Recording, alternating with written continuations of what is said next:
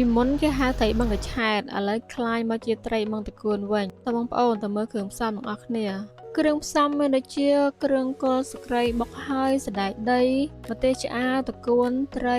ថ្ងៃនេះខ្ញុំប្រើត្រីឡាប់យ៉ាបងប្អូនហើយខ្ញុំអត់បំពងទេខ្ញុំជៀនព្រោះអីចង់កាត់បន្ថយខ្លាញ់អញ្ចឹងណាបន្ទាប់ពីយើងរៀបចំគ្រឿងហើយខ្ញុំមកដាក់ដាំខ្ទិះដូងឲ្យឡើងប័របន្ទាប់មកខ្ញុំដាក់ម្ទេសឆ្អើរចូលយើងរំងាស់វាឲ្យឡើងក្រហមចាំយើងដាក់គ្រឿងគល់ស្ក្រៃដែលយើងបុកហើយចូលនៅពេលដែលយើងកូរគ្រឿងឲ្យវាលាយចូលគ្នាអស់ហើយចាំយើងដាក់សណ្តែកដីដាក់កាពិបន្តិចទៅហើយយើងដាក់គ្រឿងស្ករអំបិលប៊ីចេងតាមចំណូលចិត្តចឹងណាបងប្អូនមានអ្នកខ្លះគាត់ធ្វើខុសពីខ្ញុំបន្តិចគឺគាត់ពងខ្ទឹមរួចគាត់ដាក់ម្ទេសឆ្អើរកូរឲ្យឡើងក្រហមមិនគាត់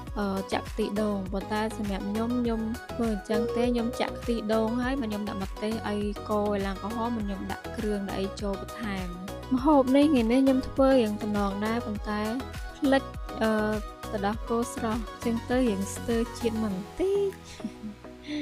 ណែបងប្អូនបន្ទាប់ពីយើងដាក់គ្រឿងហើយអស់បើសិនជាយើងគោកបងប្អូនអាចថែមទឹកបន្តិចបានហើយបន្ទាប់មកយើងដាក់ត្រីចូលទៅយើងកូរច្របល់ត្រីយើងប៉ុន្តែយើងកូរថ្នមៗកុំឲ្យបែកសាច់ត្រីទេបងប្អូនបន្ទាប់មកយើងដាក់ទឹកពួនចូលយើងកូរត្រឡប់ទឹកពួននឹងឲ្យវាចូលជាតិមួយគ្រឿងយើងទៅ